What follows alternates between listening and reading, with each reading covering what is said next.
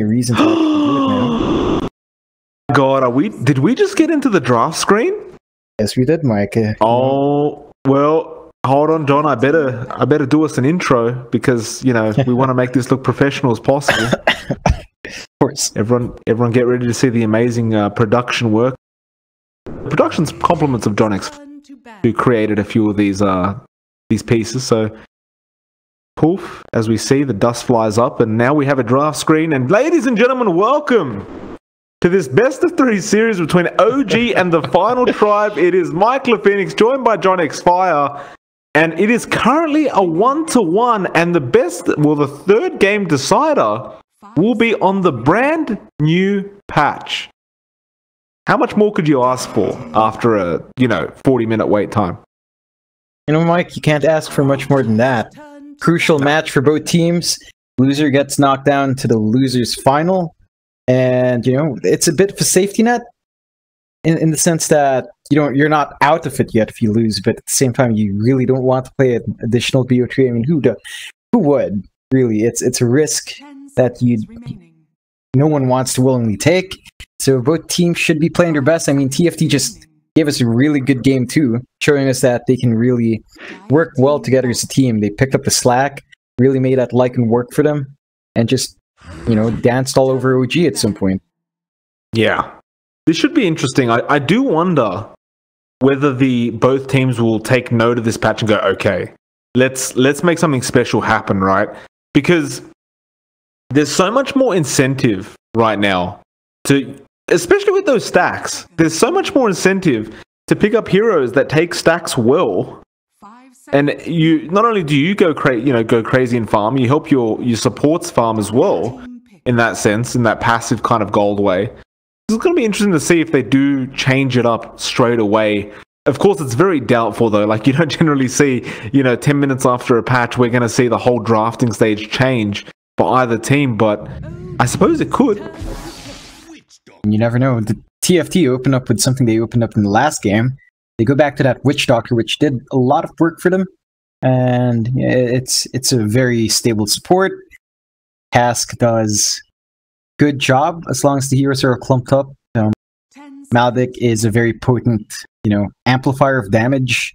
Voodoo Restoration gives a good enough amount of sustain. It really shines once you hit that level 25, and the Death Ward is just always good damage.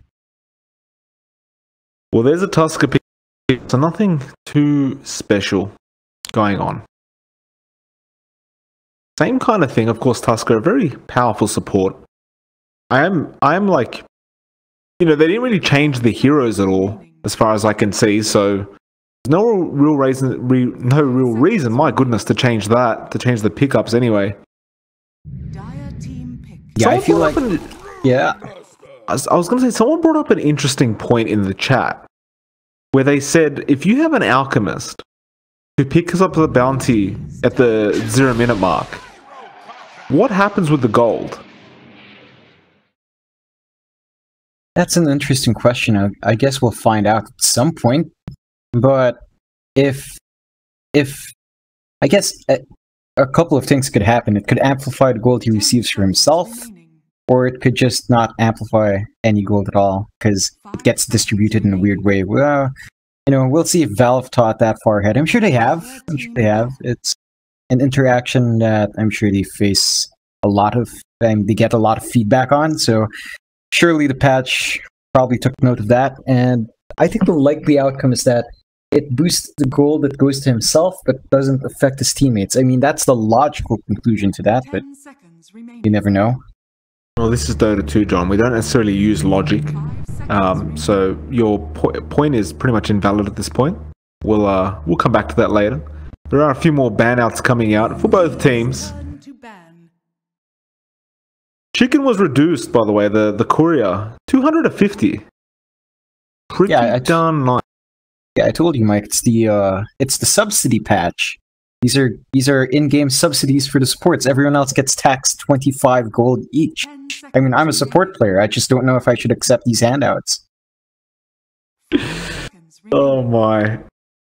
We'll wait out these final bans. I don't know if you should accept them either, John, but you really have no choice at this point. Yeah, really don't.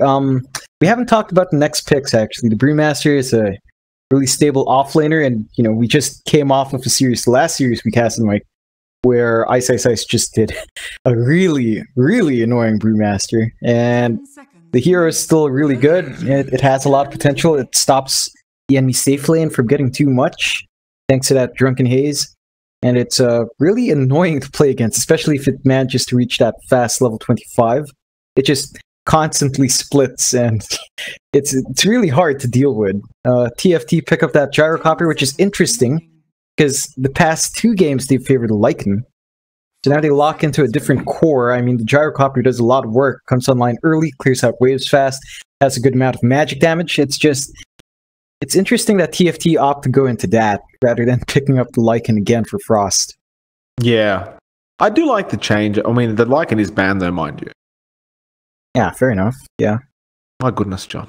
Anyway, the third pickup now, OG. They do get the Disruptor for themselves.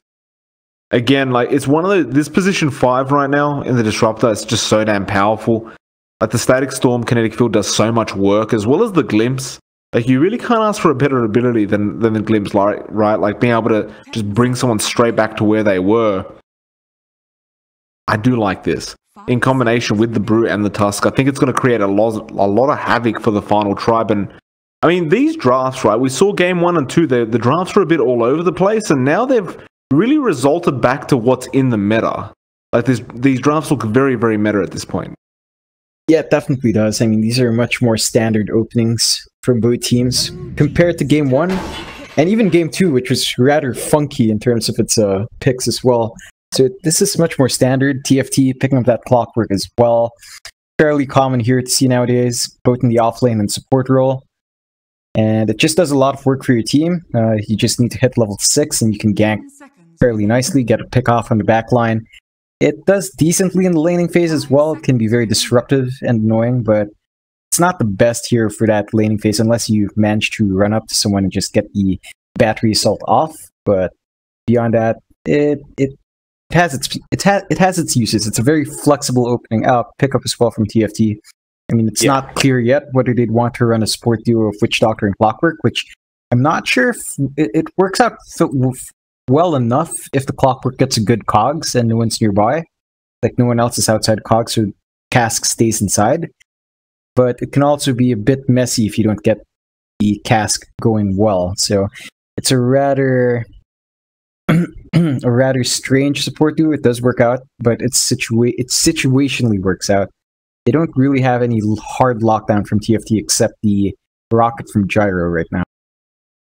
Yeah, no, that's a fair point. I mean, I also like the Clockwork pick, but it's like you mentioned, like, if it's going to be run as the position 4 with the Witch Doctor, you don't see it too often, and it doesn't really make too much sense. Like, it feels like there's almost too many skill shots going on to have a really guaranteed stun. And even the rocket, you know, it's not one of those stuns that's really that great.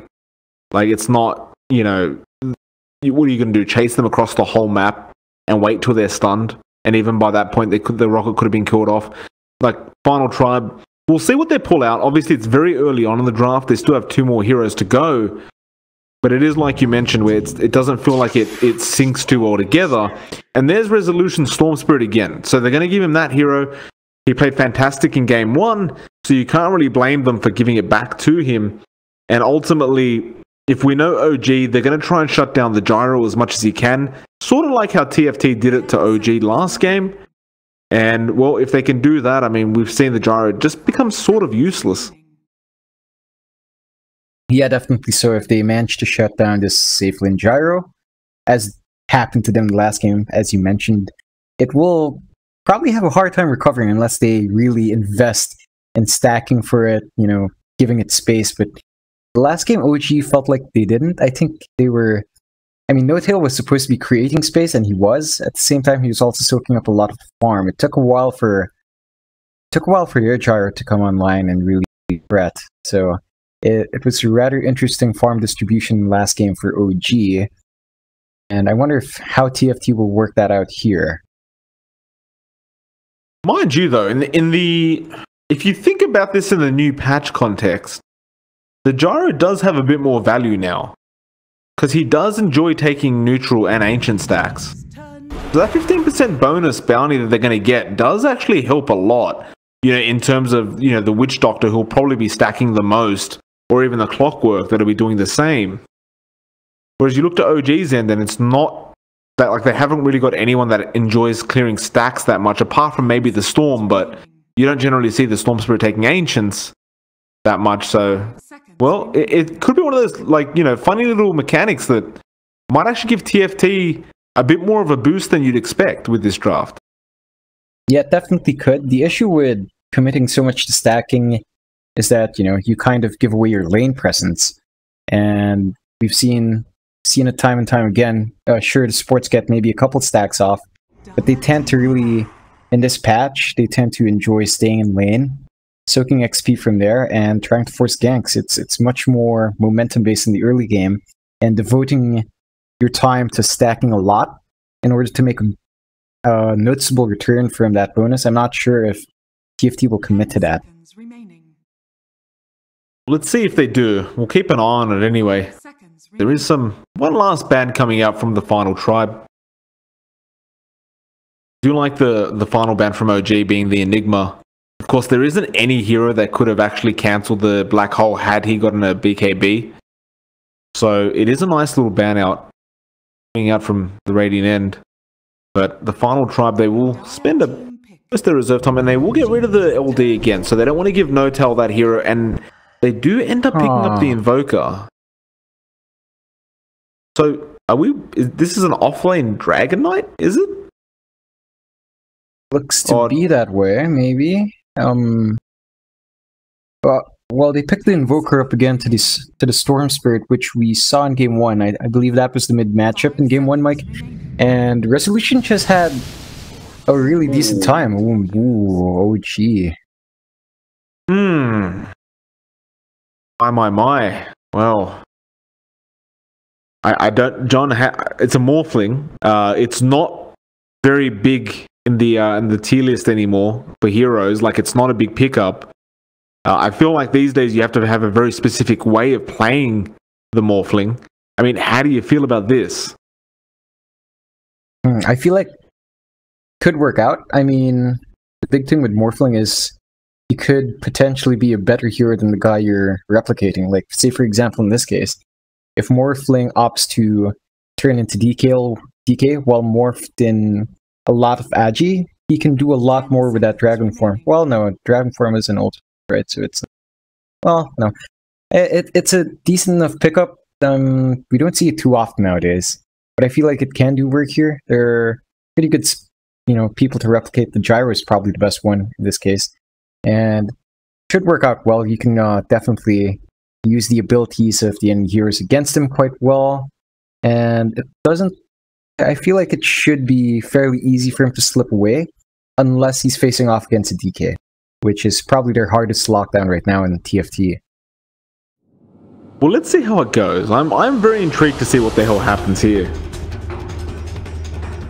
I mean, yeah, the Morphling pick I was not expecting whatsoever, but it will be very intriguing to see what No-Tail can do on it.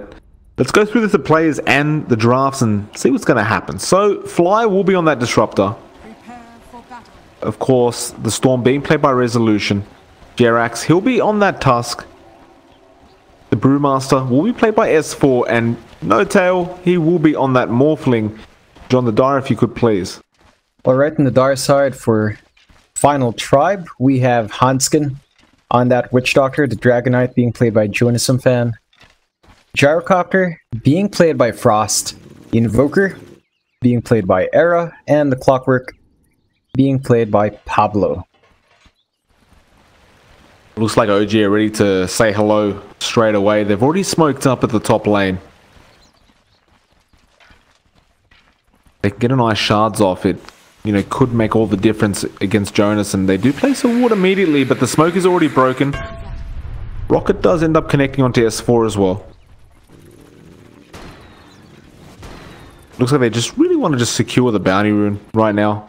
They have left the bot one alone, but, you know, each team can just get two. Be happy with that.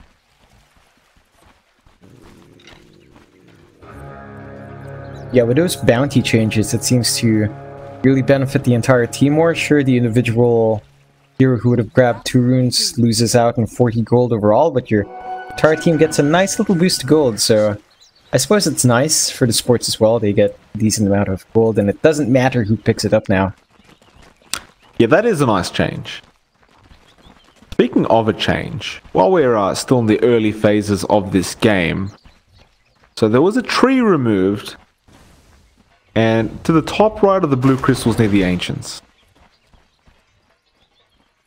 Tree is this, John? Where's the crystal? Ah, oh my! So apparently a tree next to those blue crystals has been destroyed, unfortunately. Rest in peace. Anyway, back to the laning stages. Let's get serious. We do have No Tail, Fly. They will be in that off lane. And Jerax is also there. Gonna actually find Pablo right now, but we'll block the pathing. So we'll be a tri lane against a tri lane. The mid lane again, we talked about it, but Rezo is up against Era on that Invoker, and I mean, it's like you said last time, he was just able to take over the lane so much. I can't see why this time would be that much different unless, you know, TFT are going to make some different kind of rotations. And the bot lane, Jonas up against, well, No-Tail's actually moved over now, and they're going to move the tri lane to the bot lane instead. So they've completely decided otherwise. Jerax is actually in trouble top lane. He has been maledicted as well as the battery assault, and he should end up dropping. The question is, can he juke this? Absolutely not. Pablo will find himself a first blood, and TFT, they give themselves a nice little start. Yeah, it's a nice little pick for them, and they are lane swapping as well, Mike. Because they do want their tri lane up against the tri lane of the Morphling, and you can't blame them, right? Because early on, the Morph isn't very strong, right? You morph a lot of Agi, so you have very low HP. He's pretty easily ganked, apart from maybe the waveform, but you get that on cooldown, and not too hard to kill him off, so I suppose you can't blame them for wanting to be against that morph as much as they can. Yeah, it definitely makes sense. It's much easier to pressure that morphling than it is to pressure a Brewmaster, really. So you probably just really want to apply a lot more to No-Tail and make sure he stays shut down the entire game. One of those things, like, you don't see the morph very often. It's like, how much can it do? Mid lane, they do get a nice shards off, and Era is actually just continuing to run towards the shards, and it looks like Rezo will start right-clicking him, and Era should end up falling, and he does. Got a very nice rotation by Jerax. There really wasn't much Era could do there. He pretty much had to sacrifice his life because there were no rotations coming in. Meanwhile, bot lane, Hanskin, he will be caught out. Jerax again will find him as well as Fly. That being said, Pablo is here with the battery assault and the Melodic. The glimpse is there though, Fly. He should end up dropping. Can they find the return kill to Hanskin? It looks like they will, although that battery assault is being frustrating enough to Jerax. But it is just a position 5 for a position 5 trade. Yeah, nothing too big is lost out there. The big thing that they gain is that the cores just have time to dance among themselves, and looks like No-Tail's getting a lot more from the lane when the supports aren't there. He's already level 4. Those levels do tend to matter on a morph as well. They will go again. They've actually found who is at the Disruptor, so Fly, he's in big trouble. The Melodic is there, and they will find another kill on this position 5 who just respawned. Now Frost will be the target. No-Tail has the waveform, trying to use it, but that battery assault, he does end up getting it off at the end. Pablo, meanwhile, he'll be the next target. The shards connect perfectly from Jerax. And Pablo, he is making a run for it. The cogs is there. Is there a waveform? There's not enough mana. He does have the wand charges, but Pablo will successfully walk out of there alive. Looks like Jerax will not actually be able to get there in time, nor does he have the mana to even throw out any more shards anyway. And actually, oh well, Jerax, he just denied himself to neutral creeps. They rotate No-Tail again. They've played some top lane.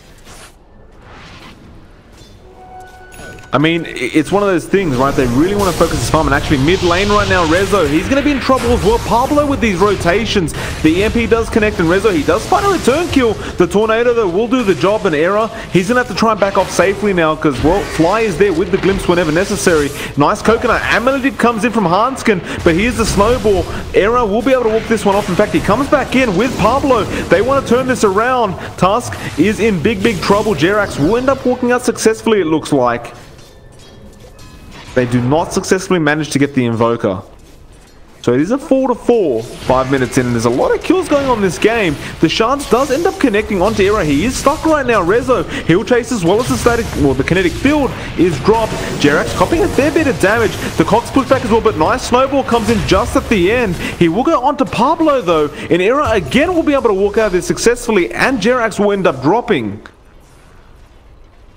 So again, Era, the second time they try to jump him and he just walks out with little, like literally no HP, but it's enough just to get him out. Yeah, it's rather unfortunate for OG. I mean, they're trying to respond to the aggression that TFT applied, but it's not been paying off. Sure, they stave it off for a while, but they lose Resolution and then they lose Jerax right after, so it's not working out for them, but this is exactly the same thing we saw in Game 1. The early ganks for TFT against this mid were very successful, but later on OG applied their own pressure. What does happen? They have not rotated the gyrocopter to the top lane after the rotation from Notel on the Morphling. So it appears they've just let go of that, and they're just happy to give Notel that space in the off lane now. Bot lane though, looks like there will be some action onto S4, who's in big trouble with that Melodic. Is there enough damage? No, he does have the split available, and now they'll turn it around. Hanskin, he's been trapped up, and meanwhile the Brewlings, they will chase Pablo. The stun will connect, and this should be a kill. They do have the Cyclone available. The Snowball comes in, and they cancel at the right time. So it does all connect, and they get 2 kills for themselves. In fact, no, they only got 1. Hanskin somehow managed to walk out of there. Although Jerax is making a bit of a chase, and the Shards do connect, but they do not actually trap him in place. Top lane, Notel actually ends up finding the DK solo, which is very unusual for a Morphling to find a Dragonite of all people. And I mean, I guess Notel he's top of the net worth now, so he's doing very well for himself. Yeah, he really is. After switching to that lane up top, you know, he takes off the pressure on himself, so it's not like he was having a hard time in the bot lane tri lane either. He was finding farm he needs. They do rotate him back down, so OG is being very flexible with their lanes. Yeah, they're going in circles right now, and it must be frustrating for TFT to have to continue to do this. But it looks like OG are adamant on their laning.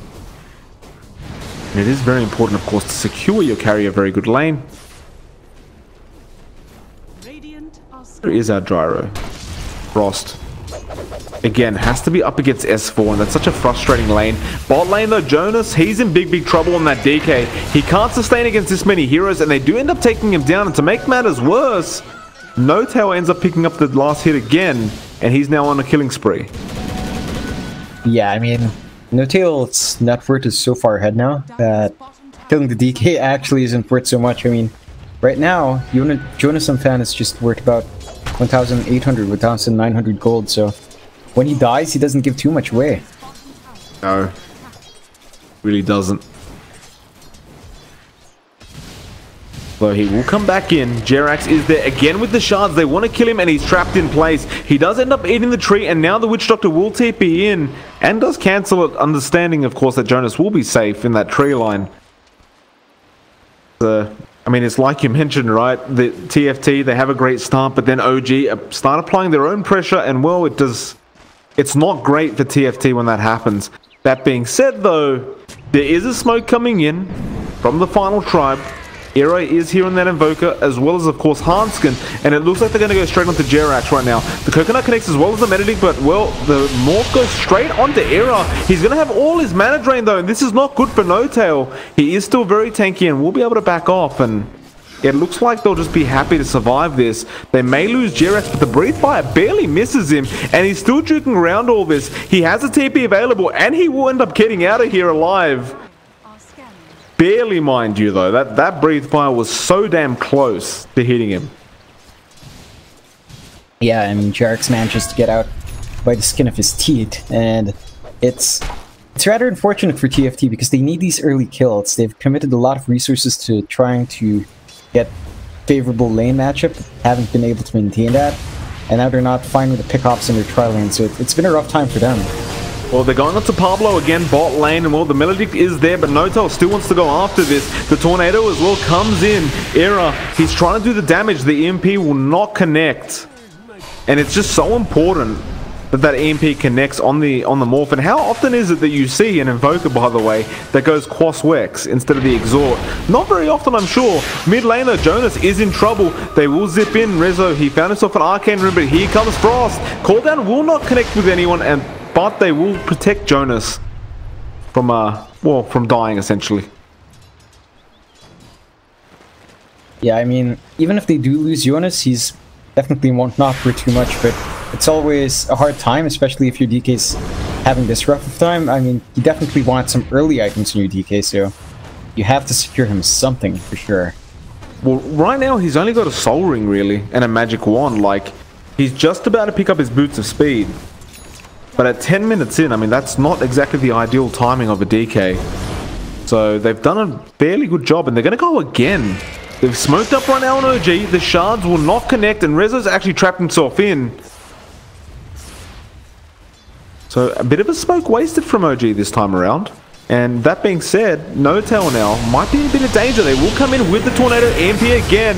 And well, they do drag him back with the Cog, so he's got no mana left. And Notel, he's going to have to try and tank this as much as he can and juke this around. He has a TP, but I don't think he gets out of this one. He's still trying. In fact, he's still walking off. That Morph strength is actually pretty darn good.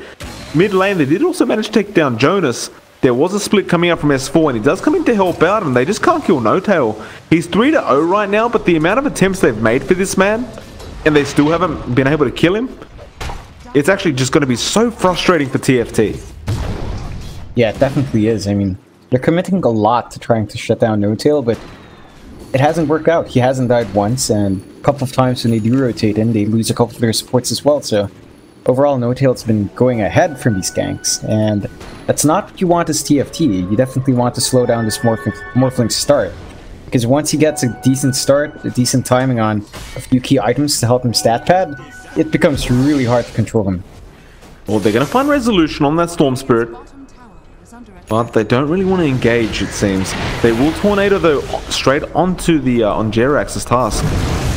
Jonas going forward, but the Static Storm committed onto him. Now they zip in as well. The EMP is there, though. They're going to drain all the mana. No, the Snowball just in time from Jerax. And now Jonas again is in trouble. He may have been baiting. That Coconut was good, but it's not enough. Jerax about one hit away, and can they find it? Yes, they can.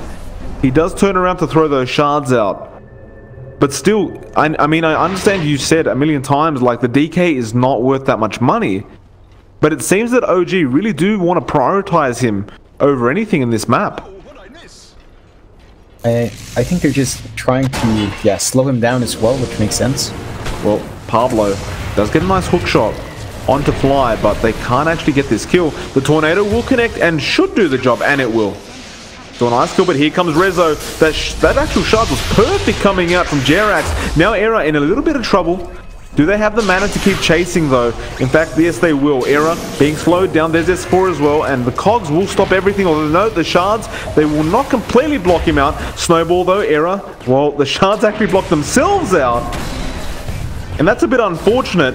Jerax is going to be chased up with the Cold Snap now, and S4, he does not have the split quite yet. It is about 2 seconds away, and now he has it. But he could not commit it. That was a lot of gold, by the way, for that kill. That gold, they gave about 600 gold away just for that Jerax kill. Yeah, and this is a good swing for TFT, especially on the two heroes that were around for it. I mean, the Invoker actually didn't opt for the Midas. He is working on... what is that? It's to be... Feature Hammer? Well, S4 gonna actually go after Hanskin. Now the Tornado EMP comes in, and it will connect onto S4, so he can't split anymore, but the Glimpse back. They've still got him in the Cogs, though. Pablo, he's out scot-free, I guess. They're just gonna be happy that they got that Brewmaster. That EMP is paying a lot. for his team right now. Like all this mana that's getting drained, it makes it so hard to be able to team fight this early on. I mean, if you've got no mana to use your spells, I mean, what the hell can you do? They are actually going to go onto the Tusk at the bot lane, but he does end up snowballing into Era. There is some rotations coming in from No-Tail. He wants to go for this. Now the stun came out as well, and No-Tail, he actually morphed into the DK and stole the stun. Now he'll come back. Jonas is going to be the only one left. In fact, Pablo comes in. The waveform will end up missing. Now Frost comes in with the rocket prize. They will find that kill. The cooldown also connects onto Jerax, and they should find this Tusk as well. He does have the snowball and will try to delay this as best he can. He goes all the way onto Jonas. The cold snap is there, and they will get the kill and the tier 1 bot as well. Yeah, that's really a very worthwhile swing. BFT, that's a lot of gold back, and it's starting to push their course to a nice spot. I think, you know, the core that's still really suffering is definitely Jonas and Fan on that DK. But even he's getting a little injection of gold, so they definitely need that from their side. And, you know, they take that T1 bot, not the best objective to take, but it's still something at the very least. Gives you a little bit of control in that Radiant jungle. Of course, they probably want to take that mid tower right after as well. So Frost is rushing an Aghanim Scepter on the Gyrocopter.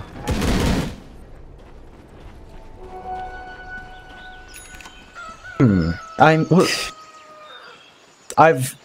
had a lot of people tell me that you should try to build. I mean, I understand building the Ags.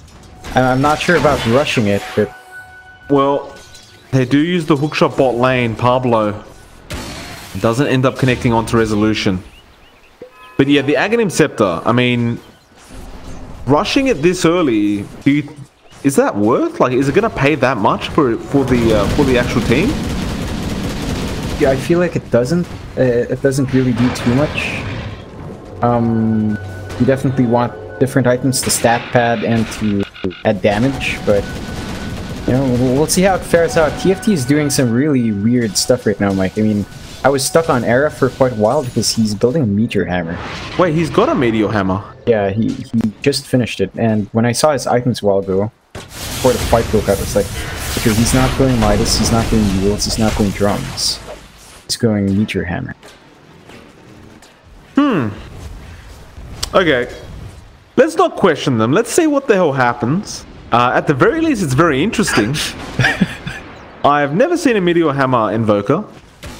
So, I mean, the Aghanims was sort of weird, but that is really weird. Let's just see what he does with it. I guess you could kind of... Can you combo that? I mean, with the Tornado EMP, is that enough time to channel the Meteor Hammer? I think it might be, right? Cold Snap plus the Meteor? It could be, and I can see that synergizing quite well. I don't know, it's something you don't see at all. So we're on new territory here, Mike, and it should be exciting. I mean, I'm excited to see this work. So am I. Well, they've smoked up right now. They're going to find Frost, but everyone else is there, and Rezo doesn't want to borrow this. The hookshot does end up missing from Pablo. And with that, I do wonder whether OG want to reinitiate onto them, or whether they will just back off. We do see No-Tail. He does end up picking up a Lincoln Sphere, and he's going straight into the Eye of Skadi. So, you know, generally you do see like a Yasha picked up or something like that in between, but straight into an Eye of Skadi. He's feeling pretty confident with his farm right now. Yeah, I mean, he's pretty much far ahead compared to most of the course in TFT, and at that point, as a Morphling, your item build-up is really quite open, although he has re-queued into a BKB, which is a safer pickup, I suppose. Yeah. No, I would agree with you there. There's going to be a smoke though. Rezo finds, who is that? Jonas. He's been caught out again, but he is the tanky frontline, and now the EMP does connect onto Rezo, so he's lost a lot of mana. The Static Storm will be committed. They will get the DK. Now the Death Ward as well. They do glimpse him back, and well, looks like No-Tail trying to use that gyro to his advantage. Who else are they going for right now? They do end up getting Era. Now Pablo, he does get sharded as well, so he's stuck. There's really nowhere to go for him. Meanwhile, it looks like S4 is chasing Frost, but will not be able to find him, and they will find Hanskin as well. It's going to be almost a full team wipe coming out, and in fact, they are going to go for Frost. They do connect the snowball, the shards. Jerax does end up dropping. S4, can he find this kill for his team? Frost is apparently willing to man fight this, and with that Aghanim Scepter side gunner, apparently it's doing all the work he needs. They do glimpse one back. Jonas, he's gone. Fly. No, it's not enough. He gets a triple kill onto the gyro now. This is, I mean, I know we're in a new patch, but... No, I'm just laughing because, No-Tail made a little weird mistake. While he was attacking, I do believe, who was it caught up there? There was a hero caught up in the trees near that tower, right? This spot. And he was morphing Agi while being attacked. And I just saw him drop to 0 HP so fast. I was like, huh? Interesting. I mean, this game has been rather odd. I have to say that. Like, it's just been odd. The itemization, the lane switching from both teams, and the prioritization they're throwing out. It's just really different. And I actually enjoy it. I think it's working out really nicely. I mean, I really don't know what to expect anymore, Mike. Well, it looks like mid lane Frost is going to try and push. He will have to back out. We do see the Invoker picking up a Spirit Vessel now. Again, somewhat unorthodox, although here comes Rezo. He zips in straight onto Pablo, but there's the cogs and he's out of mana again. Rezo, they will get him back though. Pablo is in a bit of issue himself. Sentry is dropped and he should end up dropping, but he's taking so much damage, and now the Deathward comes in. Static Storm is just on the Witch Doctor. Jerax comes in the last minute and they finally get the gyro. Blind barely managed to walk out, but they do trade S4 for a gyro and clock. So a good little trade for the side of OG. But these team fights seem just absolutely like so strange. And oh, No-Tail. Nice little flak cannon. it even makes the gun sounds. It's so strange, Mike. Looks like they are gonna make a move on Big Daddy now. He will end up backing off successfully. Jonas didn't find him in time. I mean, I guess when Morphling gets to the point where he's ridiculous, right? And you've got a flak cannon on him with like full agi, I guess that is pretty insane when you think about it. Yeah, it really is, and that's what I really saw when Morphling came out. I was thinking of the DK first, but then I realized, oh yeah, you know, Dragon Form is an ultimate. Morphling can't use ultimates and replicate. But the gyro just has such a really strong kit from his basic, from his basic spells, that if Morphling just keeps replicating him, it's gonna really hurt TFT. Oh. See if he can commit that in a team fight. I mean, that was just a bit of farming right there. See if he can actually get that done in an actual team fight. Do see Frost as well. He's picking up at BKB soon, so he'll pretty much be ready to take some team fights after that. What's No-Tail going for? He's still going for a BKB himself. So both carriers doing the same. There will be a smoke coming up from OG. They are drawing a line straight to that bot lane, where they will find Frost and Hanskin. Of course, Frost is the bigger target, but they may have to settle with Hanskin if Frost does make the right rotation. We do see Rezo as well. He seems to be zipping in quite a lot into a lot of heroes, but you look at his KD ratio, he's currently 10 to 1. Like, it really doesn't feel like the game's been going that way for Rezo, but you look at his itemization, he's got the Bloodstone, he's got the Kaya. He's doing very, very well for himself in that Storm Spirit for the second time this series. Yeah, he definitely is, and I've just been bombarded by people telling me that apparently the Invoker Meteor Hammer Spirit Vessel build is Thompson's Invoker build, so there's that. That's a shame on us then for not understanding that. We're a bit late to the party, I suppose, John. Everyone else is just really annoying. It looks like bot lane there will be the push. Tier 1 tower will be the target.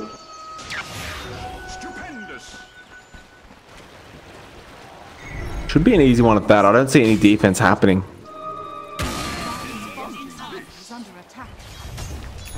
Fortification was committed, of course, but, well, there will be a smoke coming out from the side of TFT.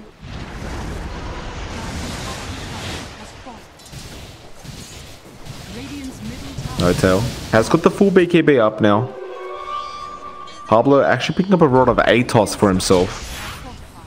He would have that root. Mid lane, Fly does TP and he will catch Hanskin in that static or the kinetic field. Coconut does bounce through as well. BKB committed from Frost and now they jump in. Hanskin. Hookshot comes in onto Rezo though and he's rooted in place. Now the Death Ward as well. He zips out immediately though. No tail. He's actually just flat cannoning everyone right now. Pablo will end up dropping. Now the Tornado comes in and where the hell is Rezo? He's finding kills from the back lines and now he will go straight after Hanskin and find that one. And it will be 3 kills going to the side of OG. And that flat cannon is kind of paying off, right? Like you can't sustain in that team fight like that. It's just too much damage that comes out of Morph. It really does. It's a much stronger spell when Morph is in his Morph form than it is on the Gyro. So it really works against TFT in this case. But you can't really stop Morphling from replicating, right? I mean, unless the Gyro decides to invest in something like the Linkins of his own. But I'm not sure if that's a worthwhile thing to build, especially if you went Aghanim's already.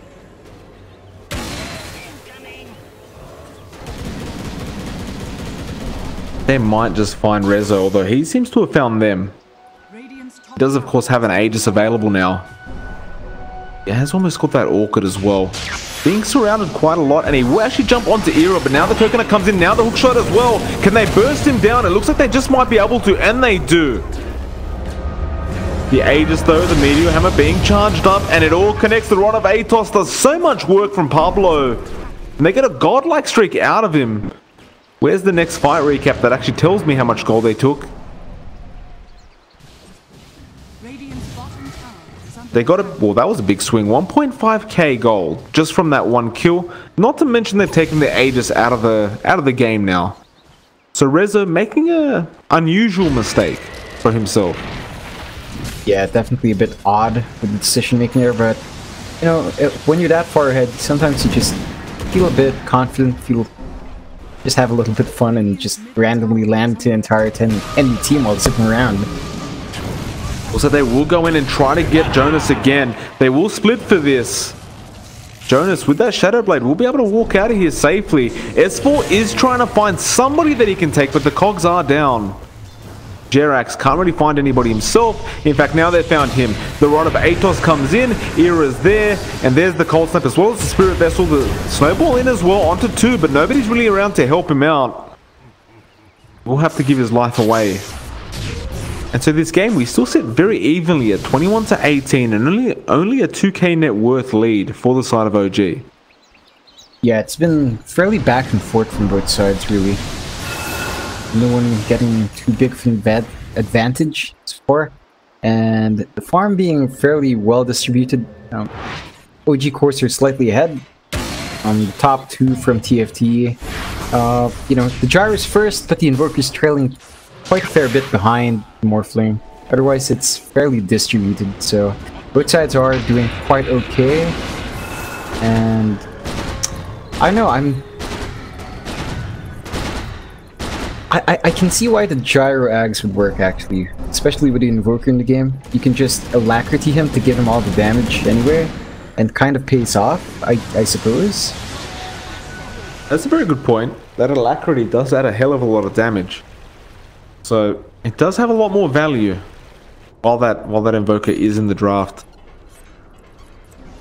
And he has been doing a fair bit. Like, although these team fights don't look like they're going TFT's way, Frost has been dealing a hell of a lot of damage. Just pretty much just No Tail is continuing to steal, you know, continuing to morph into him and using the flat cannon against him, as well as Resolution, who wants to zip in and take down that Gyro whenever he can. That being said though, TFT, they have smoked up. It looks like they'll just be happy to take this tier 1 tower. OG show no interest in defending it, although they may smoke themselves, and they will. So here comes the defense from OG. D1 is dropping very quickly though, so they won't be able to save that, but more so just find a team fight for themselves. But Pablo actually wants to take it himself. Static Storm has been committed, but he catches absolutely no one. Now the Tornado EMP will catch S4, and he's got no mana for the split anymore, and he's gone. Pablo, meanwhile, with the cogs onto 2. And although Reza managed to get out, now the buyback comes in from S4. They want to keep going. They found Jonas, but he's so tanky right now. Reza, he's going straight after the gyro, and they will find him as well as Jonas. And No-Tail hitting so hard, but they had to use the buyback. It looks like they may have just won that team fight anyway. It's essentially a 3-for-3 if you count the buyback from S4. Yeah, I feel like it was pretty much worthwhile. They do stop any further push. And they give Resolution back some of the Bloodstone charges he lost out on. So it's a nice little bounce back for him. But when it comes down to it, on the net worth, it wasn't a huge swing either side, so it's still fairly even from that fight, Mike. No, it absolutely is. 2k still remains the net worth lead for OG. Kills remain about the same. Looks like Jerex has been spotted out, but we'll just walk out. In fact, he picks himself up a Blink Dagger now. A bit more initiation on his end. Rezo, what's he going for next? I mean, he's got the full Orchid. He will be going straight for that BKB.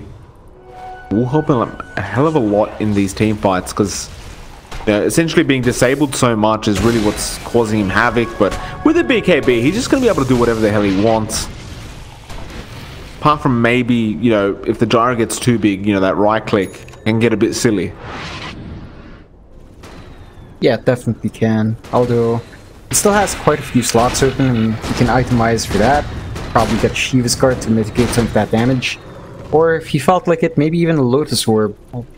I mean, that works fairly well as well. You can purge yourself of any negative status effects. You can reflect back the spells, which is really nice, I guess, against an Invoker especially. And it gives you a lot of armor in regen, so yeah, those options are open for Rezo. It's gonna take a while for those items to pop out though. We do see Ira finally going for that Aghanim Scepter now, after picking up that Yules. Morphling will be getting an Eye of Skadi. No-Tail trying to get that for himself. And they do want to push for the tier 2 bot. But of course you do want to be able to find a massive pick-off like Frost before you can do so. And it looks like No-Tail will rather just go straight back up to the top lane and start split pushing himself. And his team will end up backing out of the bot lane. Uninterested, it seems, in trying to go for any kills right now. In fact, it looks like TFT are going to be the aggressors, and Rezo. So pop another Arcane Rune.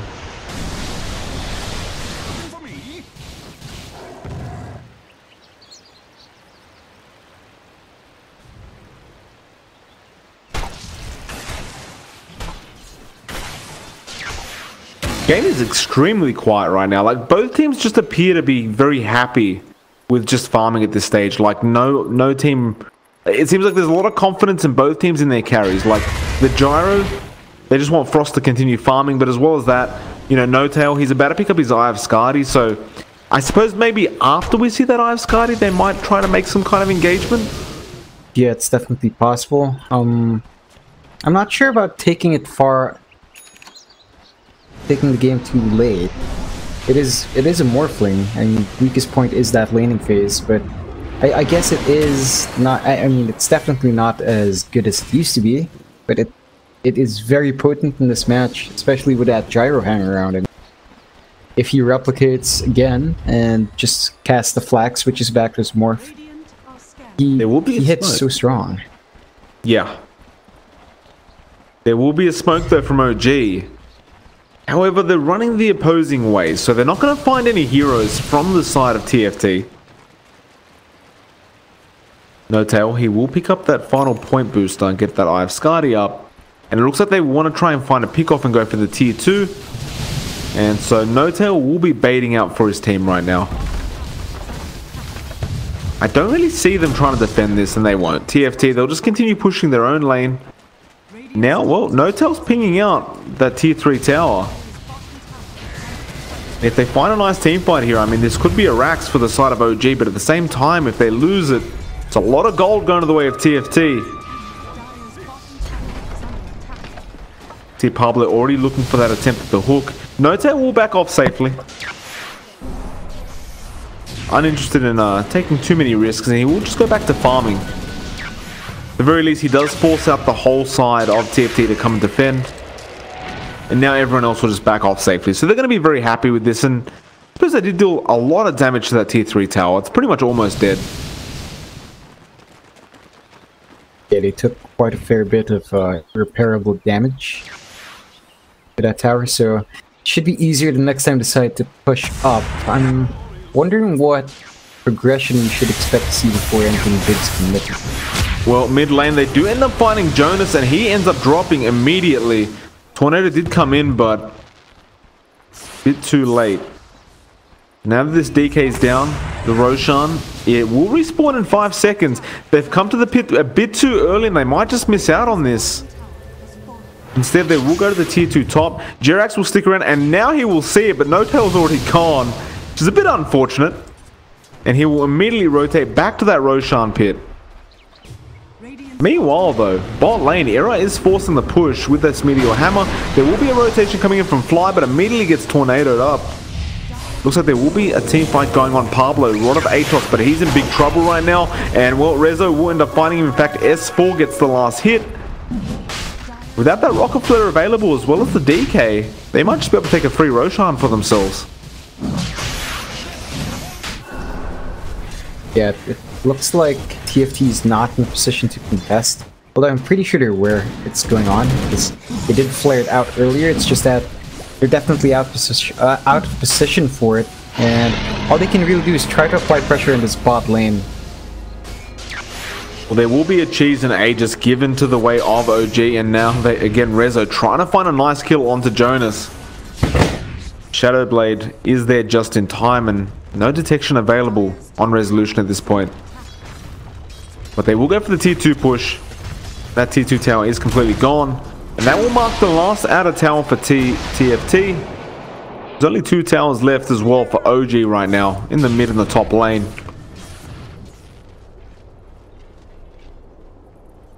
But again, both teams are playing this very, very slowly. Like, they're waiting for, you know, each time is like the next item to get up before they make anything happen. If you look at Era right now, and he's just waiting for that Aghanim Scepter, and he's just got it now. This will mean, however, he doesn't have any buyback. So OG, if they did choose to push and did get the kill, could be really bad news for the side of TFT. And it looks like they are planning to do so. I mean, top lane, they're ready to jump. Jerax, he will go in again. Jonas will be the target. There is a BKB available this time, but they are going to find Hanskin. And now Jonas is pretty much left alone. He's trying to kill Fly off and get rid of that Static Storm, and he will get it. But now he's probably going to trade his life for this. Pablo with a nice little hook shot to stop everything, but it's not enough. There will be a buyback coming up from Hanskin, but the DK has none. And now, well, No-Tail is in the middle of everything. And here comes the Flacken. And look at the damage he's dealing right now. He's just getting kills left, right, and center. Hanskin's gone again, and that's a dieback on him. Now the buyback's coming out. Fly is okay in the middle of all this. Era has to be so damn careful right now. There will be a lot of Atos again onto Reza, but he has an Aegis to the Immortal. He doesn't really care about this. They'll find the clock now. Frost will be the next target, and they're all dead. No buybacks available. Frost, he's going to go down as well. I mean, this could possibly be GG, to be honest. Era, he's trying his best to defend, but he can't find any kills. One Rax is gone. Do OG realize? Well, of course they do. They rotate straight through the mid lane. And, I mean, they're picking up the tier 4 towers as well. Era, if he dies right now, and he will, that's a full team wipe with no buybacks available. And this is Mega Creeps, and yeah, of course you expect them to call GG, right? Like, there's just no way to win this game anymore. What a weird ending, John. It really was, Mike. Rather interesting item builds coming out from TFT, and rather interesting lane swaps coming out from both